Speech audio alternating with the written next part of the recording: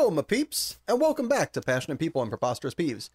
We are ankle deep in Season 2. I'm your host, Ike, and before we get too far underway, I'd like to ask you one question. Do you enjoy this podcast? If so, would you mind doing me a favor and make sure you're subscribed? And then if you still have the energy, if you could like or share this podcast, that would be terrific. Now that that's out of the way, may I introduce you to the amazing, nay, radical guest we have got today. Evan Ernstson!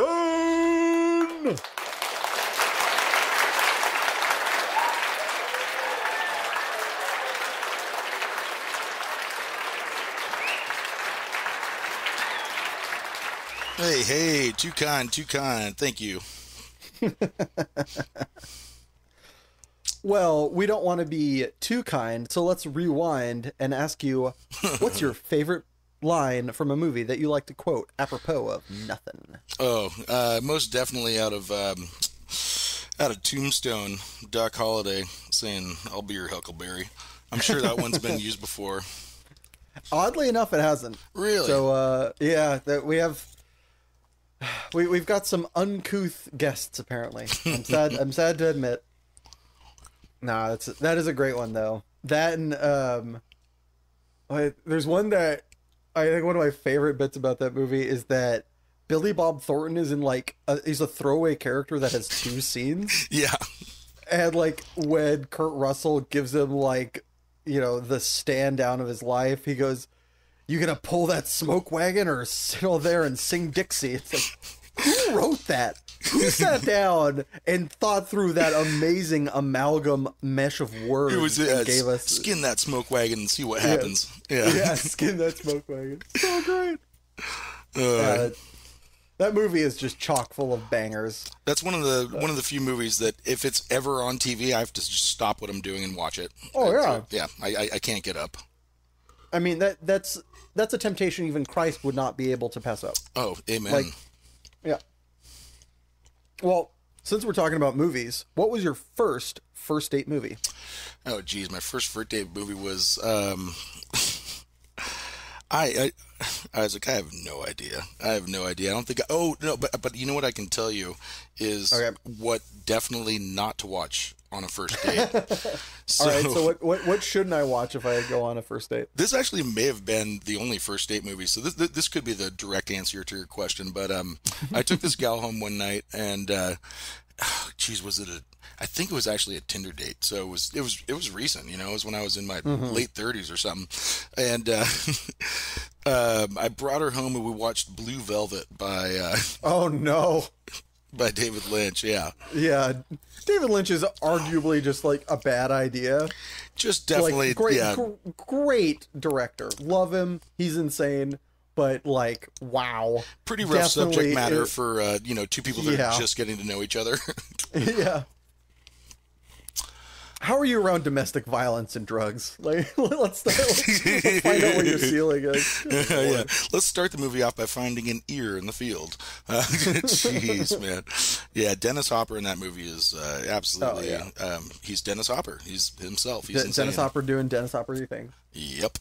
So, speaking of dates and first meets, who's someone you've never met, alive or dead, that you'd like to have lunch with? There are a number of people. I think I got to go with Edward Abbey, though. All right. This is awesome. No idea. I think this is the first one that I couldn't really tell you where, when, who the hell that is. Please expound. I am all ears. So Edward Abbey was sort of mischaracterized as the original eco-terrorist. He wrote a famous book called The Monkey Ranch Gang, which loosely details the lives of him and his friends in their early 20s going around the Southwest and thwarting efforts to mechanicalize and impede on the natural ecosystem. So they did a big protest when Hoover Dam was built. Okay. And so his whole thing was, where's the voice for the foxes, where's the voice for the coyotes? He was really an environmentalist, but more so an environmental steward, and pushed his work through his writings. He's wrote a number of great books. He was a super interesting fella, lived his entire life down in the desert, and when he passed, he asked his friend to toss him in a sleeping bag, throw him in the back of his pickup truck, drive out to an undisclosed place in the desert, and he put one rock there as a tombstone, and it said, "No comment." Wow, that is awesome. Yeah, he was one of those fellows that just, lived his life his way the entire time and never stopped. Yeah, holy shit. Holy crap. That is amazing. You said, all right, but before I get too enthralled by that, you said eco-terrorist. Does he have a body count where make him a troublesome figure? Or No, not at all. So he wasn't one of the guys spiking the trees up in the redwoods in Humboldt, so that when loggers came in, they hit it with their chainsaw, it would burst out and, take off their arm or something like that. No. He was an environmental steward, but his views were radical. He may have galvanized some folks that took it a different way, but anybody who takes somebody's word out of context and turns it into violence is just evil. So he was a good man. He stood by his values. That is so, that is, I love that kind of in a very different way. It's kind of that his tombstone is very reminiscent for me of Bukowski's. Who is? Do you know what is Bukowski on? Bukowski's tombstone? Oh no, I don't know what's on his tombstone. It says, "Don't try." Which, like, it seems mean-spirited until you understand what he means by "don't try," which is that it's the kind of idea that you don't try to do something, you either do it or you don't. Not that in 100% or 0. But the activity of trying is actually doing, and by calling it this is the way I see it anyway, from what I've read of him, is that if you try to do something, you are in fact doing it. So the people that are like, well, I'm trying to be a musician, it's like, no, you're being a musician, you're just not at the level you want to be yet. Right, and right. It's something very much that it was a hard pill to swallow, but, when I first started doing the podcast, I initially would say I'm trying to do a podcast, and then I realized after a while, it's like, no, I'm just doing a podcast. I might not be doing it at the height, the fame, the intrigue, the listeners that I'd like, but I'm doing it. Yeah. And well, you so either are what you believe, or you're posing. And, exactly. And Bukowski never posed. I mean, No. God, his style of writing, where it's just as you would hear him speak, over the jukebox, over the chit-chat chatter in the bar, it's just him being really visceral and really guttural. It's a hard-nosed, offensive style of writing. I love Buko. I think one of the first times we hung out outside of the Bay, there was a tournament in LA, and I stayed at we call it the Shitwell, but the Stillwell. Yeah, me, you, and Petsuya. That's right. So that's right. And that bar downstairs is on the Bukowski walk. Oh, cool! I didn't know that. I didn't know that, but I started getting the vibe when when the bartendress went to the bathroom with her friend for like 30 minutes to do blow or whatever, and I was like, so am I supposed to serve myself or what? And then I just very much got this barfly vibe, and somebody told me like, oh yeah, so are you here on the Buko walk? And I was like, I should have known. My favorite thing about what you're saying, like the way he talks, is he was such a well-spoken, very thoughtful person. But at the same time, Buko was like a lecherous alcoholic hump.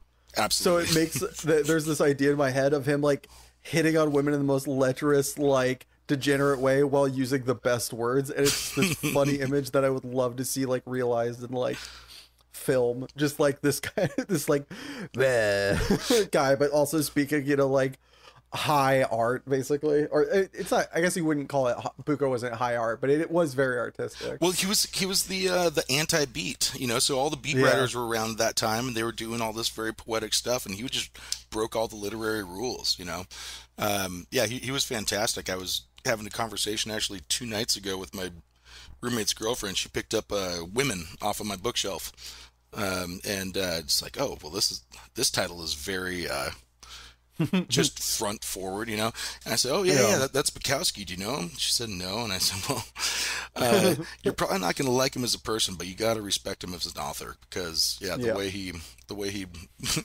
so eloquent through just the meagerest of terms. Well, while we're speaking of Bukowski, this is something he would and wouldn't indulge in, I suppose. What's your favorite non-traditional curse word? So, I like bozo. I like throwing out bozo because it's not really a curse word, but it's definitely demeaning to a degree. So you're downplaying whoever you're calling that, but it's right on the fence of being so offensive that you might go to fists, but not being offensive. Like they're a little bit confused. Like, what do you mean I'm a bozo? Exactly. They can't really get mad because they're not sure if it's some weird underhanded compliment or if it's exactly. But it's such a demeaning and like it cuts to the core. It's like it's like calling somebody like. It's a more kind of fun, lighthearted way of calling somebody like empty-headed or, like something like that really does cut to the core of their person. It'd be like, say, there's this phrase that I've heard talked around a couple times. It's a great like slap in the face. It's like, I'd call you an idiot, but that would be rude to the idiot.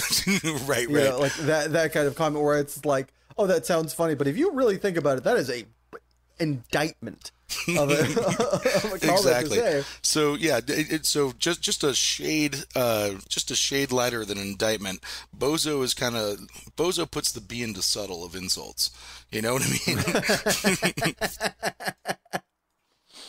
That is awesome. The B in subtle. Another thing that me and my buddy like to throw around, if we're driving down the street and we see somebody, we'll just yell out the window, "Hey, get a job!" And one time this guy answered, "I have a job." So my buddy yelled out, "Get a better one!" Meanwhile, we were both a couple bozos at the time, so who were we to cast the first animal balloon or whatever? So who were we to first animal? Well, since we're talking about inanimate objects, what inanimate object would you be best friends with were it sentient? This is gonna get a little bit deep. Do you hike much, Isaac? I've been known to make the mistake of going on a backpacking trip or two. Yeah. There you go. There's a series of peaks through the Sierras, through Panamint Valley, down in Death Valley, through Nevada, up in the Ruby Mountains, and up on the top of the peak, there's usually a ammunition box that's either stuffed into a rock cairn. You know what a rock cairn is? Mm-hmm. Okay, good. So for the people who don't, it's where you build rocks into a little bit of a monument. And but yeah, so when folks get up there, they can open up the box, and there's usually a notebook or two, and people who make it to the top sign it. I've only been to one. I would like to go to more, but in my downward years, I'm not sure if my legs are going to do it. Those boxes held, or at least that single box held, some of the coolest stories and coolest experiences, because the time you get up to like 13,000, 14,000 feet, you are pretty ragged. Oxygen is thin, and I think that people are really just expressing themselves on a base level. So what I read was really no pretension. There's no like, well, people wouldn't want to hear this. There's no, this isn't politically correct. It's just what it is. Exactly. Yeah. So yeah, I'd love to be BFFs with a rock cairn ammunition box on the peak of some mountain in the Sierras or Nevada. And get to meet all the folks that make it up there and read their trials and tribulations and stories. That's freaking rad, man. All right, assuming it was just you and the ammo box isn't feeling hungry, what's your favorite meal to make just for yourself, assuming cost and time are not relevant factors? I make my own teriyaki sauce, and I do teriyaki sauce with chicken thighs, either with stir fry or rice. But can you disclose said secret ingredients, or will you have to hunt down myself and all listeners and dispose of our corpses? oh, no, I'm glad to share good cuisine. So I do my teriyaki sauce with a little bit of sesame seed oil, some soy sauce, some honey. I take one of those like Parmesan graters and take some fresh ginger and grate that down. Some garlic and a little bit of Chinese chili garlic sauce. Like sort of like Nice. the red pasty, lots of seeds. Mhm. So I'll do that and add a little bit of water as I'm cooking it down, as it's rendering down. But you got to have the honey, you got to have the ginger. That's key. Yeah. And I think that's all the ingredients. Yeah, a little salt and pepper. That's so awesome. All right. Well, since so much of that dish is its condiment. Yes. So now I begs the question: if you were a condiment, which do you think you'd be? Whiskey. I don't know if that's a compliment. Well, I mean, I garnish just about every meal with a with a half bottle of whiskey. So I think for me we can bend the rules. Let's see. Fair enough. I suppose that anything's a condiment if you're adventurous enough, right? I guess so. Yeah. Jeez. Oh, you know what? Actually, I'll go with chimichurri. Ooh. All right. A good Argentinian chimichurri, chopped up basil, a little bit of cilantro, a little bit of garlic, a little bit of olive oil, some salt. Tonight I actually had a flank steak with a pureed one, and it was quite amazing. Nothing like a good flank steak, I tell you. Yeah. So I'm gonna give you a hypothetical. You're going out to a party and you want to look extra. Other than your normal garb, what accessory do you add to your ensemble to really stand out? Preferably in a positive way, I would imagine. Good question. Good question. When I'm trying to put on frills and such, get all gussied up, you know what I mean? I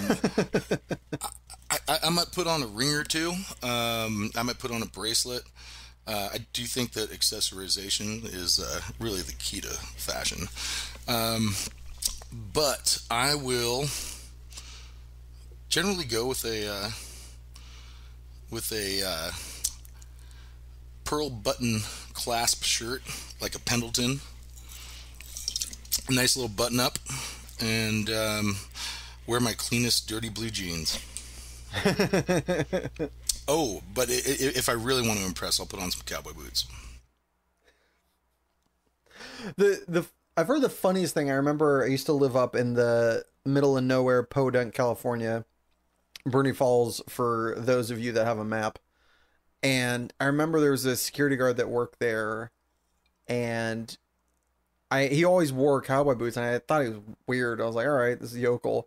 But in like conversation on breaks and whatnot, it came to light, and he told me that they were just, the reason he wore them wasn't for duds or for, fashion, was they were just the most comfortable thing. Yeah, they're kind of nice to just slip on and off, and they're all purpose. It's function over fashion. Yeah, but it turns out turns out the right type of lady likes a good pair of boots. All right, well, since we've brought up cowboy boots and all their multi-purpose factions. Sure, I couldn't think of the word to follow up after that one. But since we've brought them up, do you have any other life hacks you'd like to share with the class to improve their daily living? Okay, so all these new cars that came out have backup cams. Yeah. And I've seen a few accidents where people are just looking at their backup cams but not checking. You got to check the rear views. Those mirrors are there for something. Yeah, absolutely. Use the rear views over the backup cam. And I'll tell you where I got this from. So my first job out of college was at this place called Jarrett Canyon in just north of Elko, Nevada. And they took me for a half-day backwards driving course because we had dug out a new a new drill pad for mining, and it was on the east side of the mountains, but it went down this pretty much vertical slope. So they took a big bulldozer cat and they dug down, if you can imagine this sort of cliff face, this steeply angled cliff face. They dug out this road that just went in a zigzag line, and so it was just wide enough that you could go forward down the first one, and then you had to reverse down the back one. There was no room to actually make a 180-degree turn in your vehicle, so you had to back down a bunch of it. And it's, imagine cliff on one side, cliff on the other. I'd rather not, but I'll try. So yeah, after my second trip down, I was freaking out my coworkers, doing like 25, 30, going backwards, just looking in the rear views, and just, hey, piece of cake. That's awesome. How about you? Right. What's your big life hack? Because you seem to be doing it right, my man. Oh, thank you, man. The biggest life hack for me is, it sounds hokey, but it's probably just like, Nike didn't have it wrong. Just do it. For me, the biggest life hack is doing it before you forget about it. There's so many things, and I'm by no means the master of this. In fact, I might be one of the worst practitioners of it. But it's something that for me is a life hack, because I will forget about something, and then it slips away, doesn't get done, but it needed to, or I wanted to do it, and I didn't end up doing it because I didn't do it then when I thought of it. So I think for a lot of the time, if you have a moment, or it's going to be really short, be a little late, take a moment and just do the thing that you are like, oh, I'll just do that later. If it takes less than, 15 minutes, just do it now. Like 99% of the time, that's just correct. Be a little late to something, just get her done, as a certain comedian once said. I like it. So yeah, be adventurous, and don't sell yourself short if you come up with because I am the master of, I'm going to do this, and then think about it real hard, not get to it, and then regret that I never did it. Yeah, absolutely. Just do it. I got to give you a compliment before we get too carried away. As someone who grew up in the great Battle State, I really do appreciate you pronouncing Nevada correctly, as opposed to the ridiculous amount of Californians and TV celebrities pronouncing it Nevada. Nevada. Fucking ain't. Yeah. Nevada, baby. Yeah, we're not Louisiana. There's no French accent in Nevada. Exactly. Get out of here. Yeah. Get out of here.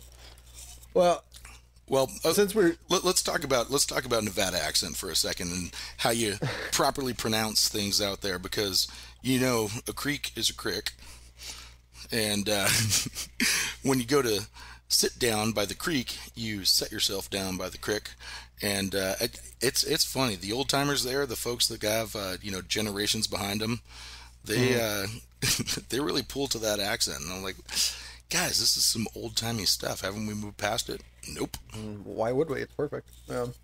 My favorite thing, and this isn't Nevada, but this is kind of like, I don't want to, I mean this with no besmirchment, but like kind of yokel country, when you get into that like backwater areas of any state, pretty much, especially when you kind of come to like central or farming area, is the fact that we were the most progressive people by accident. Because the way you refer to a bunch of people or somebody you don't know is y'all, which is gender neutral. There you go. So we were doing it long before anybody else was. Oh, anyway. Before we get too off the beaten path, you're talking about working with mining equipment out in Elko, which I'm sure there's like one person in the world who's hearing this who's lived there who's going, yeah. But as somebody who's worked, it sounds like a variety of different jobs. Is there a job that you wanted to work at some point, or, started to step towards and then either quickly or, wisely got away from? I was a sandwich artist for 2 days. And both my parents were artists, so I thought, boom, this is it for me.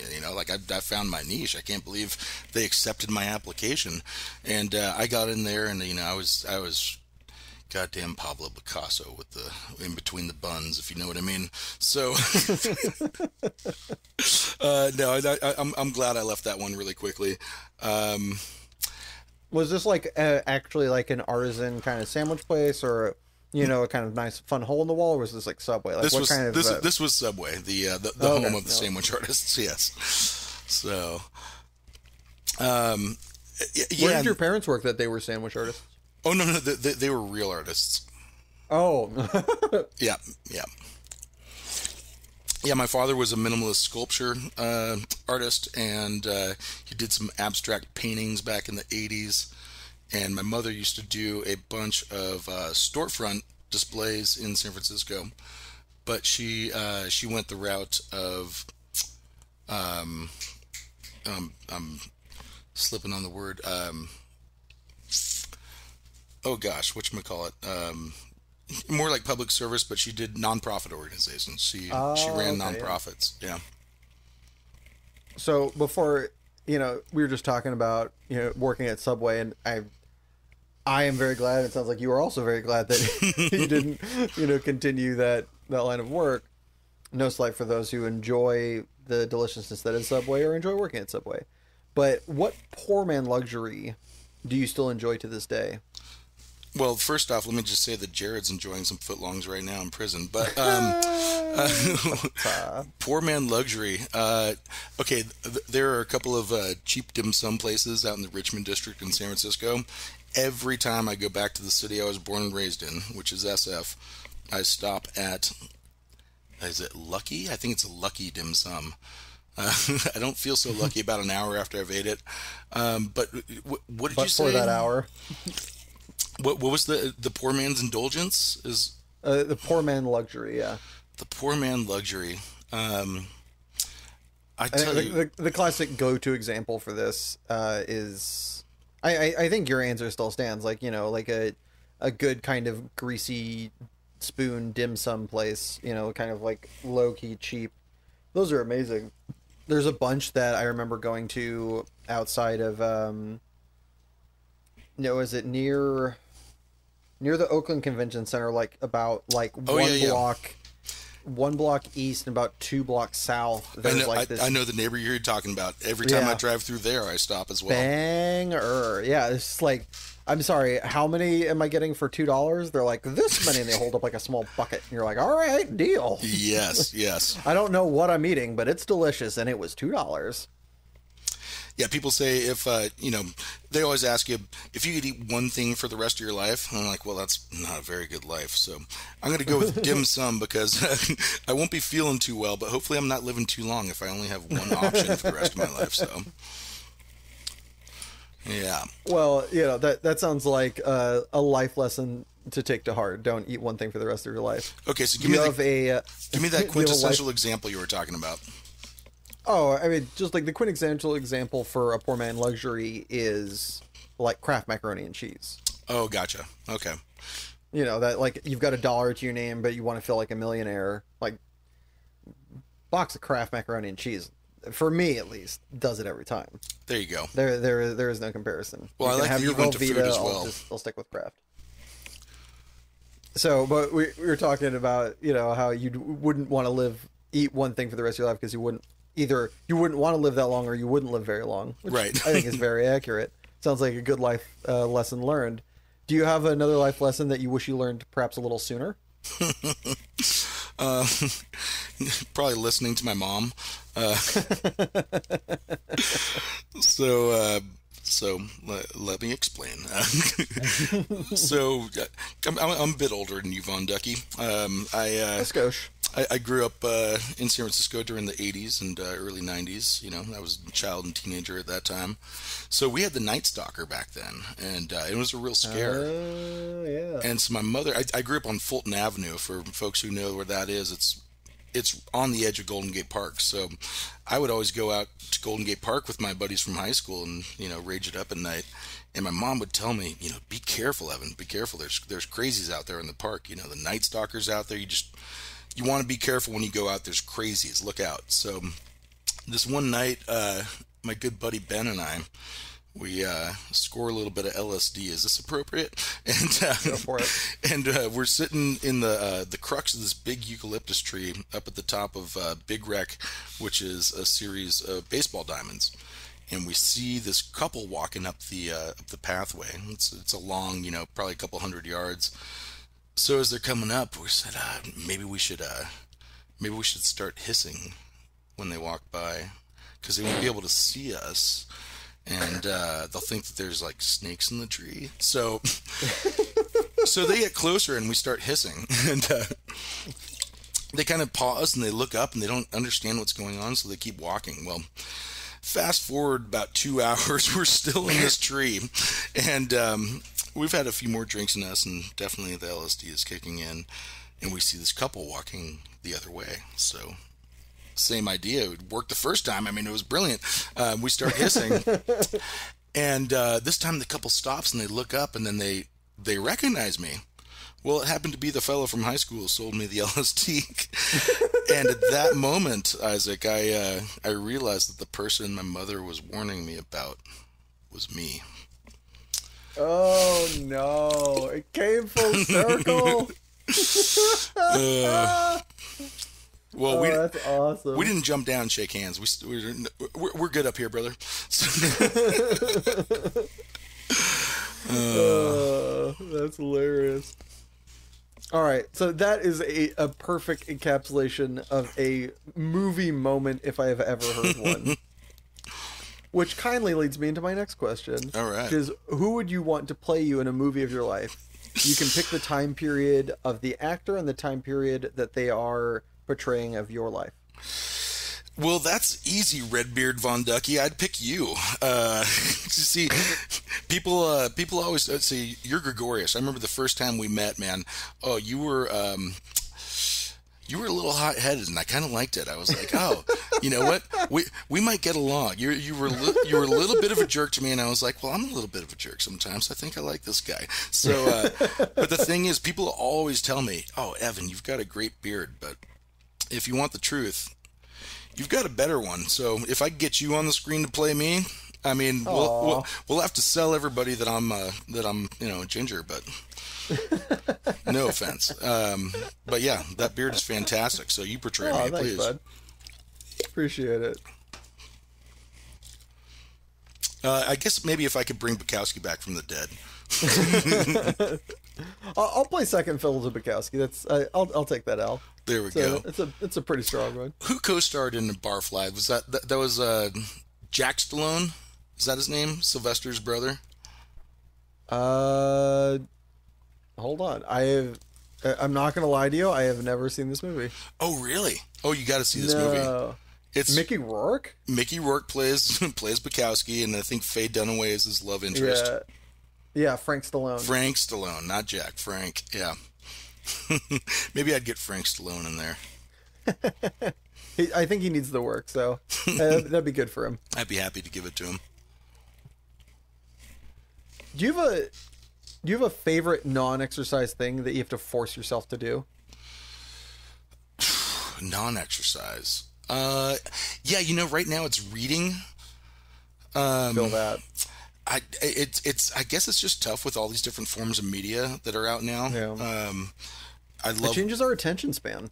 It does, but I have quite the library. I have quite the bookshelf. In fact, I used to work at a bookstore, and they did a bunch of different author events, and I got to meet a bunch of authors. I have a number of first edition signed copies, signed to me, signed to my pen name. I like to write as well. My pen name is Johnny Bolshevik, but yeah. Who's your favorite author that you've gotten to meet? Kinky Friedman. Are you familiar? I am not, but that name is tremendous. Oh, he's absolutely amazing. He actually ran for governor in Texas about, I think I want to say about 8-9 years ago. His running mate was Willie Nelson, and they toured in the Honeysuckle Rose, which is Willie Nelson's touring bus. He is he's an ex-singer-songwriter. He was the lead man of the Texas Jew Boys. He is a old-time real cowboy Texas Jew boy with dreadlocks, and he played country, and now he writes mystery noir. And he is an amazing writer and really an amazing guy. That's so rad. I got to meet him actually. Yeah, I got a couple books signed by him, and I've got a portrait with him. So That's so cool. the All right, well, Kingster. since we're talking about reading being difficult, is there media, whether it be book, graphic novel, TV show, movie, or even video game that you've been putting off that is next on your to consume list that you just can't wait to break open? I've got a few. So I'm in the middle of I'm in the middle of 3 books right now. Nice. Which ones? Let's see. That's a good question. It's been a while since I picked them up. If I actually lean back behind me, I'm sure I could pick one up. So I've been rereading one of Edward Abbey's novels, Black Sun. I've got Confederacy of Dunces. I forget the author's name at this point. That's a great title. My first girlfriend gave it to me a long time ago, and I've tried to get through it a number of times. And the last one is Ken Kesey.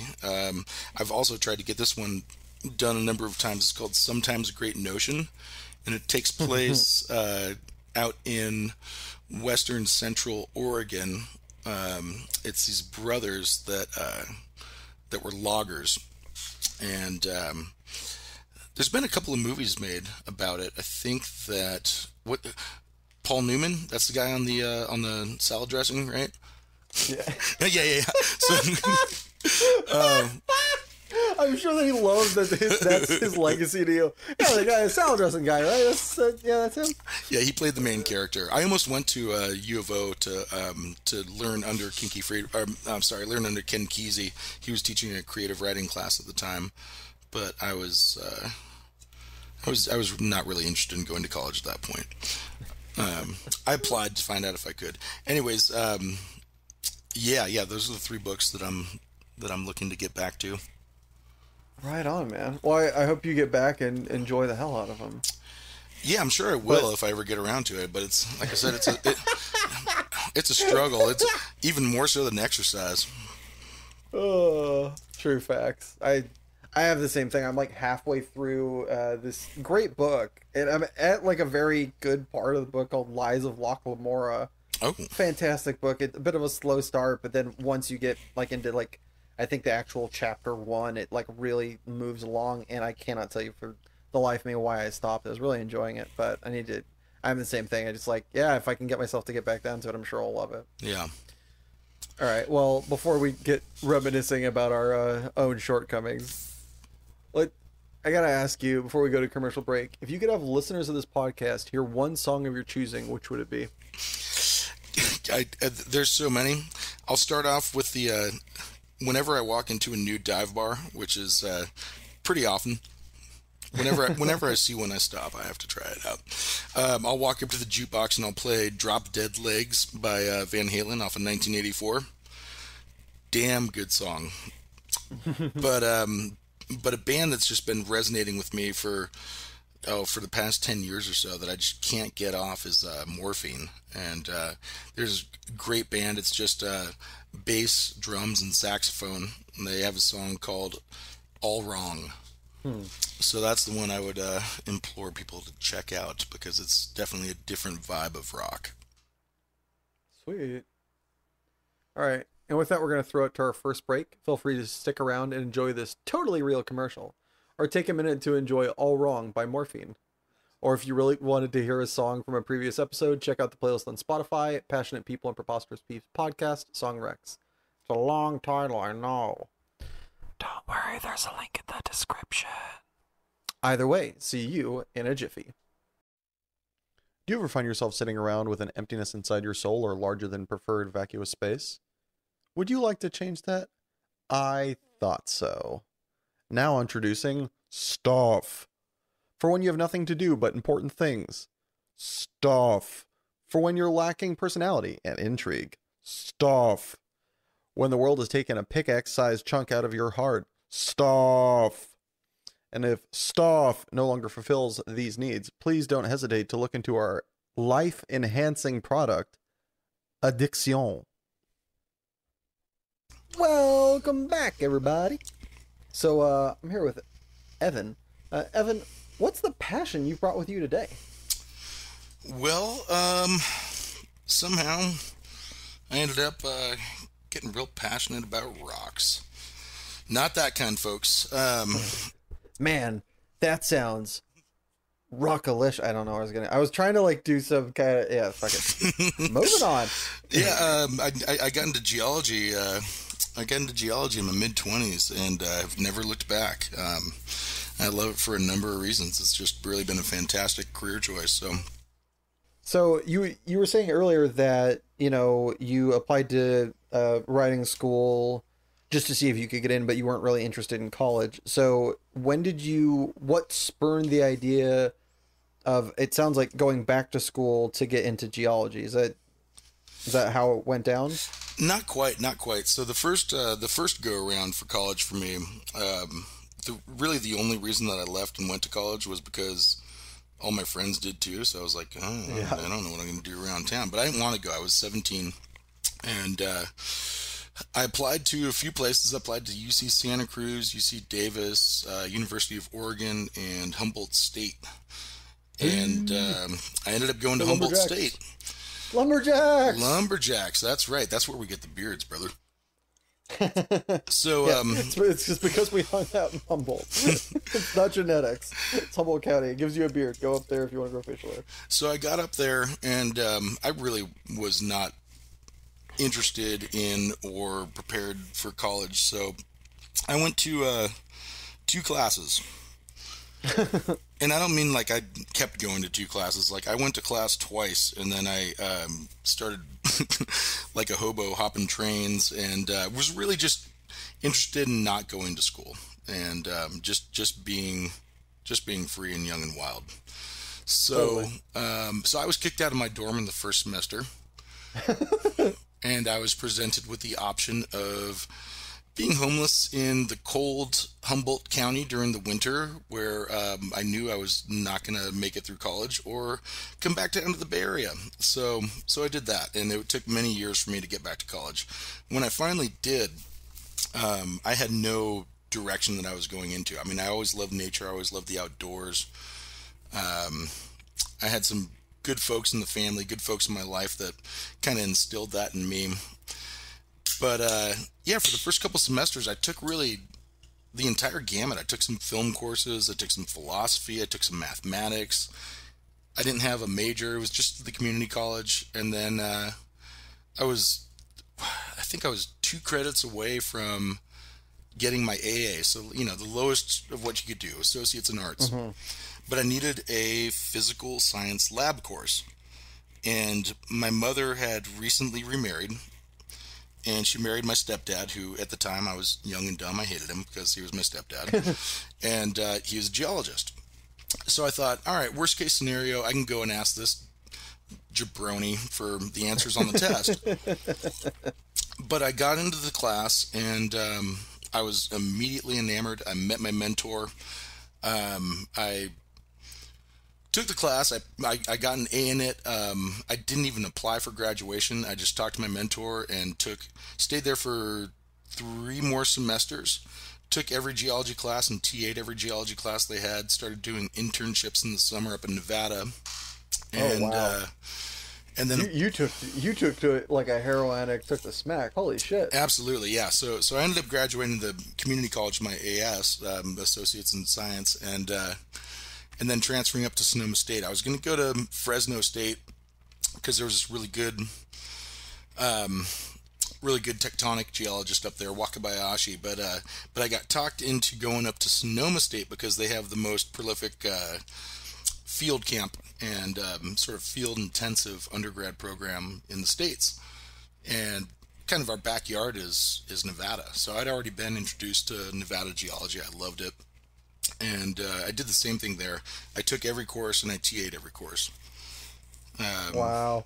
Turns out, after I was there for 1 year, the head of the department asked me, so I hear your stepdad is a geologist. Is he available to teach? So he came up there and started teaching courses. Actually, the same thing happened at College of Marin. So my mentor, Don Foss, this great guy. He's actually from Idaho. I call him the sophisticated hick. He looks like he looks like a down on his luck drunk Einstein. He's got this long white hair and this sort of like hanging Fu Manchu mustache, and he's got this gait because he's just spent too many years out on the hillside, so he's always sort of slumping over and staggering. He's got a hitch in his giddy up. You know what I mean?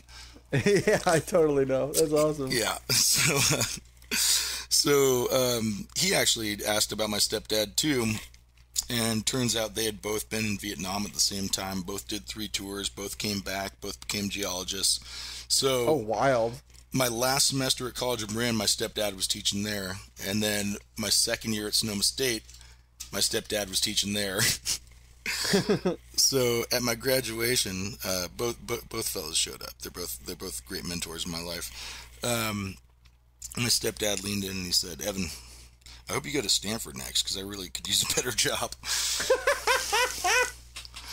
And I said, "F that, David, man. I'm gonna go out and I'm actually gonna be a geologist. I'm done with school right now, man. I want to go do the things that geologists do." And that was kind of bone to pick with all my professors throughout university. They would always be like, "All right, so we're going to have this guy come in and he's going to talk about what it's like to be a geologist," and he was just a professor.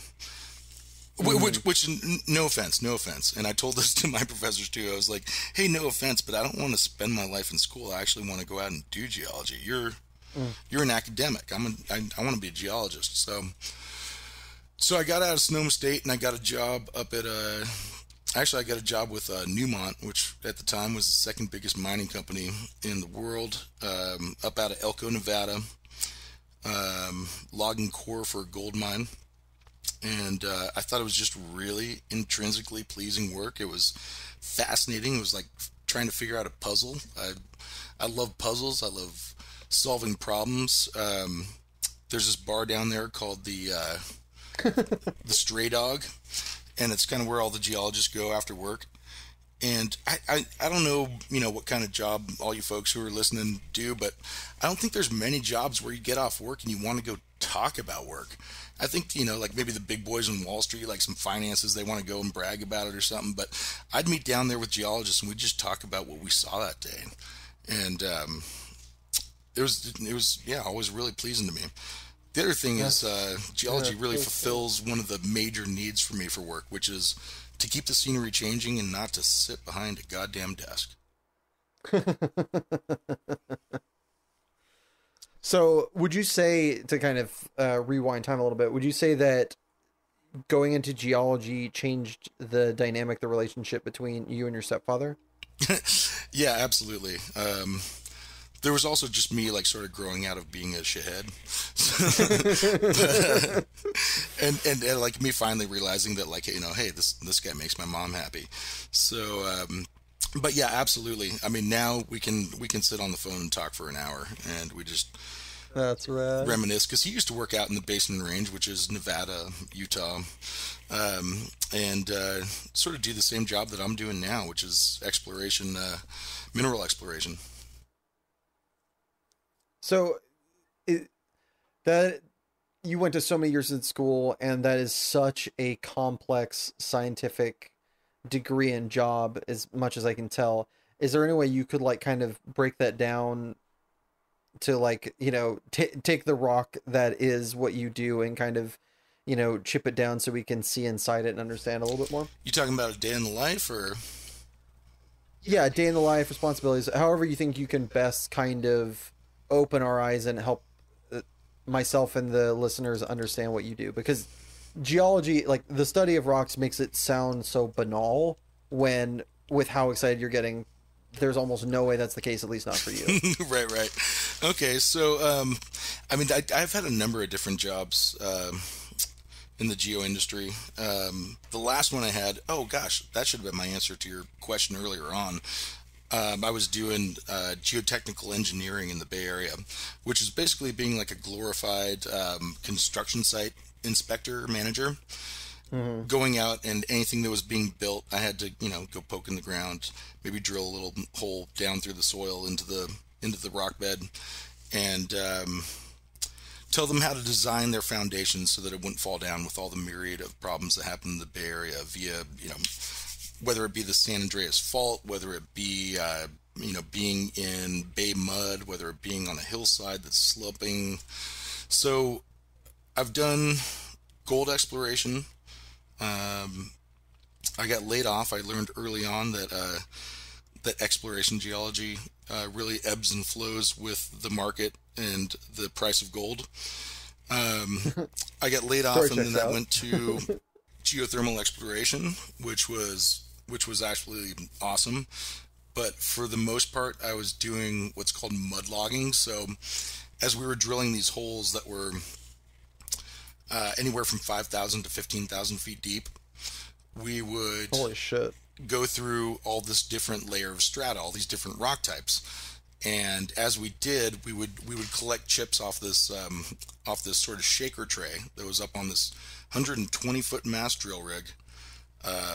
They'd be shooting down pressurized water or mud, and then on the outside of the drill string, those chips would come up, and so it'd come out over a shaker, and every 10 feet I'd go and collect a sample and look at it under a microscope and describe the differences. And so I'd make this log that was like a vertical log into the subsurface. So that was a pretty interesting job. I got to travel a bunch. I worked down in Nicaragua for a year doing that, like a real dumbass. I mean, really the stupidest thing a geologist could do is drill into the flank of an active volcano, but we did it. It turned out good. It was for this company called Ram Power. We ended up producing 15% of all of Nicaragua's power, and we sent off some power to Panama and Costa Rica. Damn. That was fun. So that was cool. So this was actually just before I met you, Isaac. Wow. The crazy thing about that one was, or generally with that job, is you would work until the hole was done. So depending on how deep the hole was and then what sort of problems you ran into downhole, say you run into a fault system and you're shooting down pressurized mud to make sure that that drill bit is still turning, staying lubricated, staying cooled. If you run into a fault system and all your mud shoots out into the rock around it, then you've got no lubrication, and all of a sudden you're going to burn up your bit, and you're going to break your drill string, and you've got to pull out and you've got to stop. So I'm monitoring all these things literally in a Connex box in the middle of the jungle. And so, yeah, I'd see, all right, our pressure is going down. The levels of our mud tank are going down. We got to stop the drill rig. And then we'd have to fix that. So we'd have somebody come in and then shoot down concrete and fill up the gaps, and we'd continue on. But like I said, we would basically stay on the job until it was done. The drill never stopped. So I worked tandem with this other fella. I worked the midnight to noon shift. He worked the noon to midnight shift. Jesus. And I had one stint down there that lasted 56 days. That's enough. Yeah. So 12 hours a day, not to mention the 45-minute drive either way. And, I started to get weird down there. Yeah. Oh, yeah. It's like a prison sentence, but with better pay. Oh, my gosh. Holy shit. Yeah. So it was pretty wild. Nicaragua was a lot of fun. I ended up coming back and then getting into bartending for a little bit before I started back into exploration geology out in Nevada last year. Rad. Okay, so how much of the job is, and I'm sure it's a marriage between the two, but like if you were going to break it down, how much of it is like physical, where you're, working with equipment like power tool, where somebody would accidentally mistake you for like a construction worker, versus the time where you're basically just playing with numbers, whether they be on a computer or like, a piece of paper. Gotcha. So currently what I'm doing with exploration geo is, usually we have a drill rig running, and during that time we are recovering what they're drilling, and we're drilling out drill core. So we get these boxes and boxes. We're drilling 2,500 foot holes. We have to bring those back to the lab and we have to log them. And now what we're doing when we log them is just describing all of the differences, all the rock types, all the alteration types. And then when we get into our mineralized zone, we cut that core in half and we send it off to an assay lab that tests it for about, basically half the elements on the periodic table. So what we do with that data, I mean, we do downhole surveys every couple of 100 feet so we know exactly where we are in subsurface space, GPS coordinates, if our drill string is angling off in some direction, and we're modeling an underground ore body. So most of the time we are actually dealing with the rocks or dealing with the logistics of the drillers, but then we go back to the lab or the office and we start inputting all this data, and that's where sort of the model comes out. And so this is all pre-building a mine. What we're trying to do right now with exploration is we're trying to build a mine. We're trying to make an economically viable dig. So I'd say it's about 75% out in the field, boots on the ground. My mentor told me a long time ago the best geologist is the one that's seen the most outcrop. So you got to go out, you got to look at the rock, you got to map on the surface, you got to do your surveying, but then you got to sit on the drill rig as well and make sure they're doing everything right, because if the samples are not correctly ordered and precise, then you're doing it for nothing. And then you go back in and you model, but really you got to just see the rock to understand it. How much of an understanding can you get from looking at a rock before you break it open? Like how much, like if I just throw you out in a field with no equipment and you're looking around, just with like a little shovel, like how much are you going to be able to tell me about the terrain that you're on? Well, if I get a hand lens, then I can pretty much tell you what I'm looking at, no question.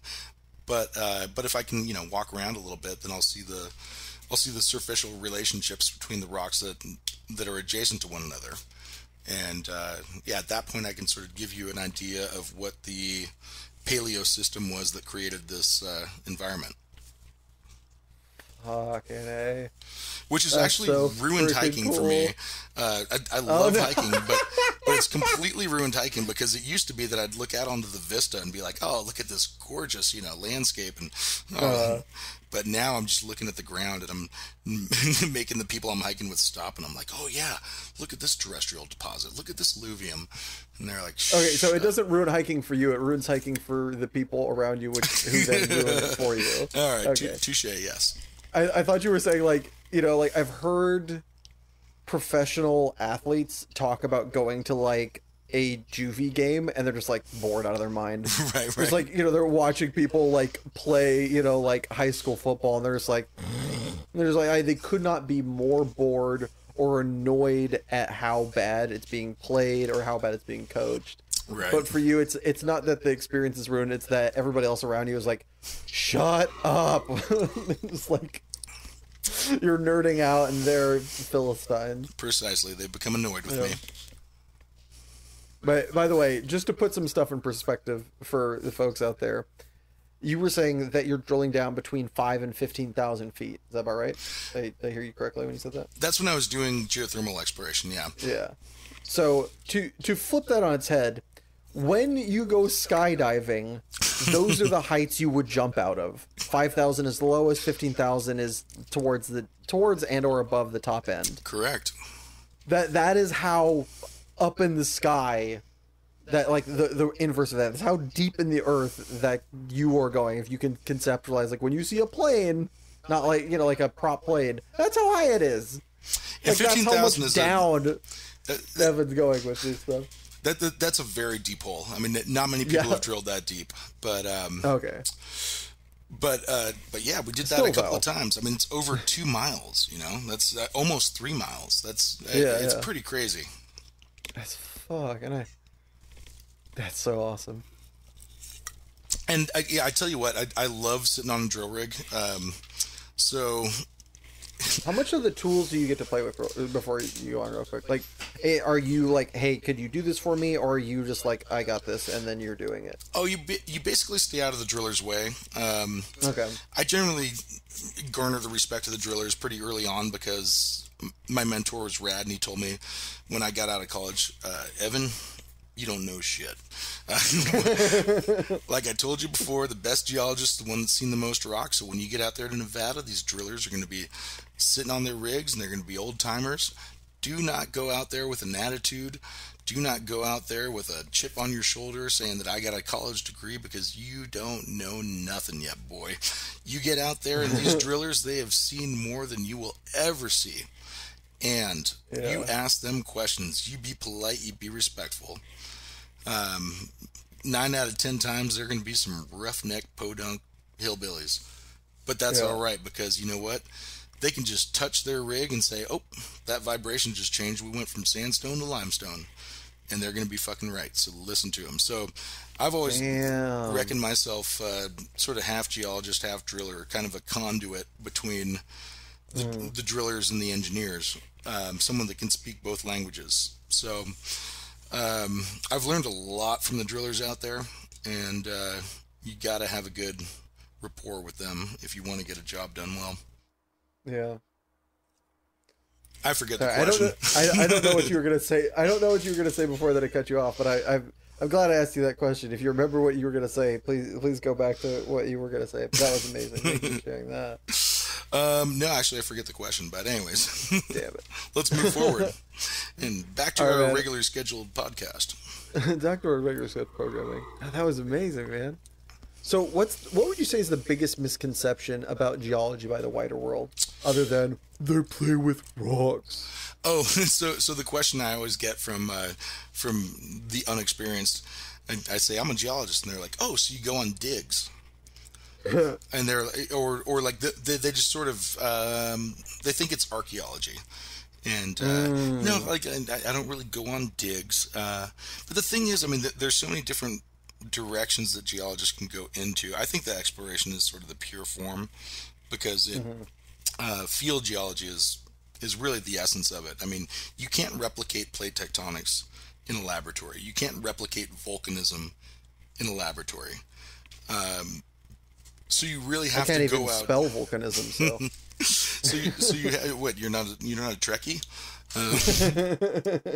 So you have to go out in the field, and you have to apply the principles of early geology to really understand what's going on. I mean, the fact of the matter is that 9 out of 10 exploration holes still miss their targets. With all the new technology that we have, with all the lab science that we're trying to do, you need to go out and have a good foundation of field geologic principles in order to find an ore deposit. You have to find these relationships between one rock formation and the next, and find out what the mineralizing factor is, what the alteration is.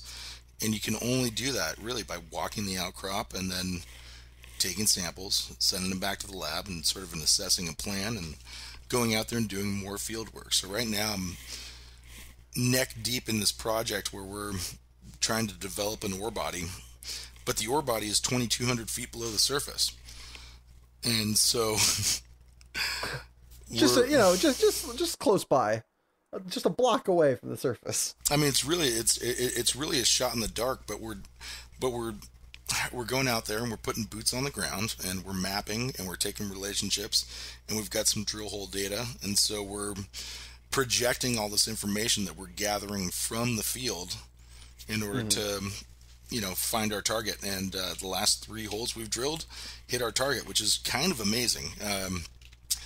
That we're poking holes through this target and staying on track. So we're just trying to figure out what the sort of controlling factor is, and where the outskirts of the body are, so that we can develop an underground mine to go extract it. There is all of that I didn't understand, but it is so cool. I just can't. I don't know. This is my favorite thing. This is my favorite kind of conversation to have on the podcast. Is like, love talking about things I understand with people. So there is some connection there. But this is truly one of my favorite things, is talking about something that I cannot it won't understand, but I can just sit and wonder. Like, listening to you talk about this is like the way tourists view the Grand Canyon. It's just this magnificence of misunderstanding. You know, it's just awe. So, thank you. Well, Holy shit. That's awesome, Gimli. You should... I'll tell you what, Von Ducky, they call it a mine. A mine! Hey, man, if you're ever out there, you know, checking out the old haunts, you still got family in Fallon? No, we've excavated ourselves, to steal your word, Gotcha. from that area where my folks are moving back. My folks who listen to this actually are moving back to Reno from early next year, I think. Nice. Well, I tell you what, the next time you're out there in Western Nevada, come on out. It's only a few hours. I'll give you a tour of the mine, and yeah, it'll be fun. We'll do. All right, before we move away from your magnificent passion, is there a non-obvious aspect that you'd like to explain to the listeners out there when it comes to geology? Yeah, absolutely. So the non-obvious aspect is that the scenery changes. So yeah, for me, I've always needed jobs to fulfill one of two obligations: either keep me traveling or fulfill my social life. Thus, I went back and forth from geology to bartending. Bartending, I never had to go out and meet people because they would come to me. So, yeah, with geology, though, the scenery keeps changing, and I really love to travel. Honestly, when I first got out to Nevada, I kind of started saying this one phrase. It's, you know, I grew up on the coast of California, San Francisco. Sometimes you got to travel pretty far east to find the real Old West. And Nevada definitely is that. As you know, growing up in a smaller town out there, really to survive in Nevada, you got to be a jack of all trades. And I love the persistence and the just sort of the toughness, the grit of the folks that are locals out there. Eureka, the town that I'm working in now, about 3 hours from where you grew up, is a great town and a horrible town for the exact same reason. It's a great town because it's isolated, so it really has a tight-knit community that takes care of itself, that cares about each other, that looks out for one another. And if something happens to somebody, there's 5 people to jump in and help them out. Yeah. Now, the flip side of that is the isolation. It's got the worst goddamn food. Everything's expensive. The one grocery store has fresh produce one day out of the week, and sometimes they miss their delivery. So it's like, if you want to go get anything done, if you need to go see a doctor, if you need to go shopping, you have to go at least an hour and a half away to either Ely or Elko. Yeah. I remember I was in band. I was a band nerd back in the day, and I remember taking trips out there. And we lived, it wasn't an isolated area, but we lived in a small town in Fallon, Nevada. But to go out to like Elko or Ely or any of those, it was just like, where the hell is this place? Like, is there going to be people here? Right. Are we just like, is the bus driver going to just kill us? Like, what is going on? Where are, like, it felt like you were going into the middle of nowhere. Well, yeah, like every time. I mean, Eureka's got 800 people. Yeah. Rewind. Most of them probably are working where, or in some way, it like interacted with what you're doing out there. Yeah, a lot of them do. Well, a lot of them are ranchers as well. There's actually a decent amount of water for being in the high desert. Eureka's at 6,500 feet, which is a bit high for any of the towns in Nevada. But there's a lot of multi-generational families out there. There's a lot of ranchers out there, a couple business owners, and then a lot of the town. I mean, you can barely find a hotel room. That doesn't matter what month it is. Doesn't matter if it's a Tuesday or a Thursday. You can barely find a hotel room because there's so many miners out there, and people working in the geology industry that they're all taken up, but they're all out of towners. So rewind 170 years. Let's go back to 1860. Is that 170? 160. Ish. All right, there we go. Rewind to 1860. They started mining that.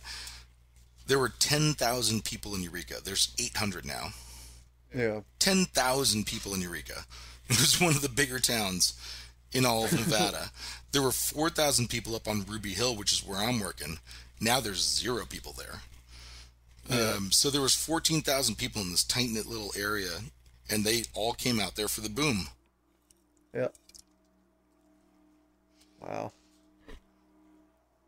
So, as this is something that you love, the kind of moving around, the rolling stone gathers no moss, do you think, is that going to ever, do you not like want to buy a home, or is that going to impede that potential process? So I tell you what, I'm sitting in my bedroom in Boise, Idaho right now, and I love this town. I started calling it my home a year ago, but I have been here probably averaging just under 1 week out of the month since I moved here. So it's kind of rough. I would like to plant roots somewhere. At the same time, I do what I do because I don't want to plant roots. It's kind of that, it's a little bit of that dichotomy. It's a little bit of that, yeah, I don't know. I play devil's advocate with myself all the time. I love being on the road. At the same time, I'd like to, I don't know if plant roots is the right thing, but I'd really like to just enjoy, I really do enjoy coming home. I wish it was a little more frequent than it is now. Yeah. But no, I think what I'm going to do is buy a trailer so I can start bringing my cat with me, and be home at all times. Yeah, be home at all times. Home is where you lay your head. Yeah, that's a rough one. That's something you always gotta look in the mirror and ask yourself. But I really do enjoy the frontier. Eureka really is the frontier. It is the Old West. Yeah. Hell, I got to send you some pictures, man. There's a couple old fellers that come into the bar every night, the Owl Club, and they always got a big revolver on their hip. It's just open carry, And somebody starts mouthing off. They see one of these fellows. They look at their hip and say, "Oh, I better watch my P's and Q's." All right. Well, that bridges us nicely. All right. Good. From the passion to the preposterous. Evan, what is your preposterous peeve? I get 2 preposterous ones. I grew up in San Francisco, and in the neighborhood I grew up in, the Richmond district, I used to always look at, I don't know, I was enamored with architecture when I was young. When I was like real young, when I was, like 5 to, 9 years old or something. And so I'd be walking down the street and I'd look up at this building, 2-3-story building, and I'd see this nice little like facade on the roof where there was like, some arcuate architecture, it flanked up, it had some flares, it had an angle to it. And then as walked down the street, I'd look back at it and I realized it was just a foot-thick facade that was just for show. There was no crowning there. It was there was no crowning there. The roof didn't. It was like taper a 3D up. picture. The roof didn't taper up to meet it. No, it was just this. It was just this sort of blank little half-assed artistic gesture. And I tell you what, I got pissed off, and I'd tell my mom, "Oh my God, who do those guys think they're fooling with that? That doesn't go all the way back." So for some reason that really got my goat. Couldn't tell. So this isn't a peeve. This is more of a. Actually, this is a. What is it? A paranoia. What is it called when you're afraid? A phobia. Here's my preposterous phobia. Okay. I've always. So there's a bunch of little bridges around the Bay Area. And I love jumping off bridges into the water. But I've always been afraid of shallow tide. If I jumped off a bridge and my feet got stuck in the mud. Oh, okay. And I could look up and the water was just above my head. I thought that would be a horrible way to go. And the other one was I never liked ice skating because I don't have very good balance. And if I fell down and my hands went out in front of me, let's say I put my hands out to stop my fall, and then somebody skated across my fingers. My fingers were gone. Those are two very visceral fears. Those are ones that shake me to the core. The likelihood of them happening is probably less than being, struck by a lightning bolt. But yeah. But gosh darn, they keep me up at night. Yeah. To go back to your preposterous peeve, so you noticed this when you were walking around SF when you were like 5? Yeah, when I was really young. Yeah. Was that something that you'd seen in other buildings and, oh, this is beautiful, and they were actually that majestic, and then like you came across one that was trying to fool you, or did you know right away? Did you just see one that was trying to fool you and you're like, this son of a bitch? Well, I mean, the thing is, it's probably just, it's some nice, like, little crown molding. Like, they're not trying to fool anybody. But me as a youngster, I was like, you trying to pull the wool over my eyes? Not me, pal. So, I don't know why it bothered me. You knew what good architecture was supposed to be before you even saw it? I suppose so. I guess it just... That's amazing. It was just one of those weird little isms, it just ticked me off for no particular reason. But for some reason, I found offense in it. I took great personal offense to it. Did you ever like write a letter to like the city or like, how much did this wind you up to what degree? Did this, get your goat? To where my parents had to tell me to shut up and stop talking about it. Yeah. It's no big deal, man. Maybe it was because my parents were artists, and I thought, like, hey, if you're gonna put something together, like, put it together nice, but mean it, and yeah, I just thought it was a sham. I just thought it was just a really cheap way of trying to add gussy up your garage. Yeah, add some nuance, add some flavor, some zest to your architecture, and then bam, it was just empty at the end. It was just empty. Does that one still would you say that it still bothers you because you hold on to that sentiment, or because your younger self is still deep down inside you? No, I was just foolish.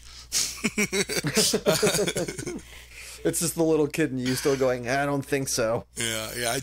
I don't know. I needed to be angry at something. At that point, I was too young to like know what I really should be angry at. So yeah. I chose false facades on the top of buildings. Yes. Do you have a time where it really like shone the brightest at how angry it made you?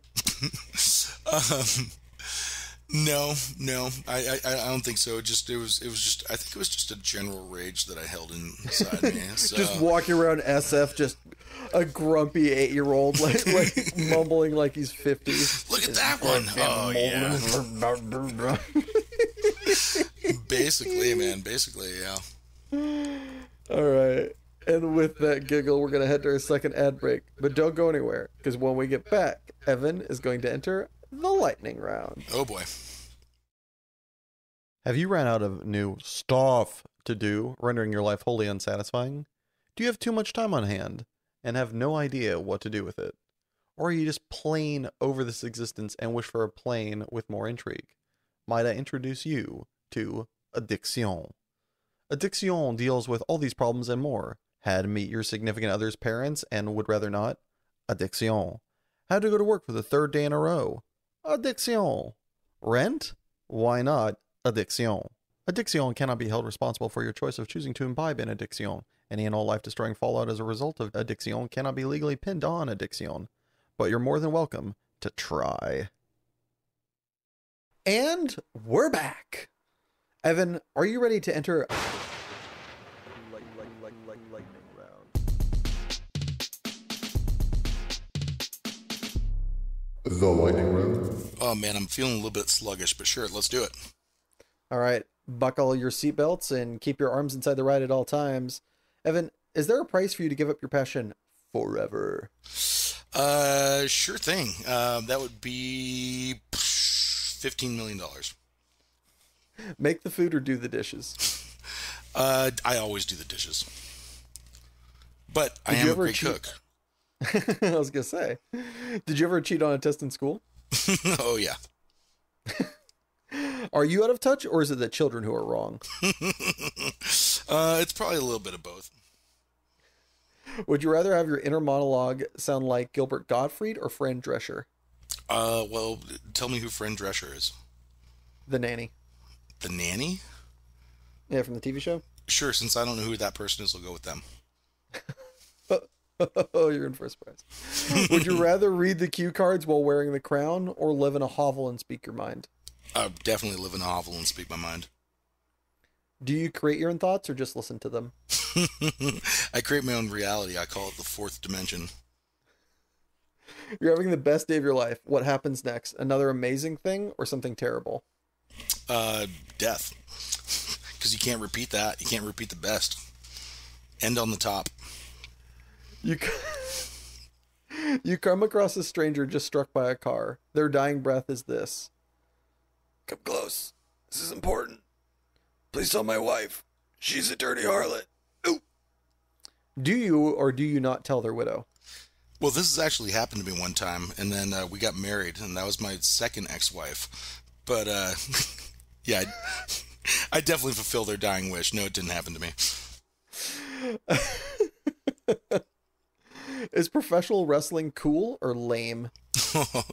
I grew up going to the Cow Palace in San Francisco to watch, I'm doing air quotes right now, y'all can't see it, professional wrestling, and professional wrestling is awesome. Stub your toe or make small talk with strangers? Oh, small talk with strangers. Would you rather have a class of 40 students for 5 months or 20 students for 10 months, assuming that the pay is the same regardless? I think I'd like to reach more people. I'd go with 40 students. Do tomatoes belong in a fruit salad? No, not at all. Do you believe that your life will have any significant impact on the world and human history? I sure hope so. Nick Cage, best or worst ever? Well, are we talking about Raising Arizona, or are we talking about Face Off? I best ever Raising Arizona, worst ever Face Off.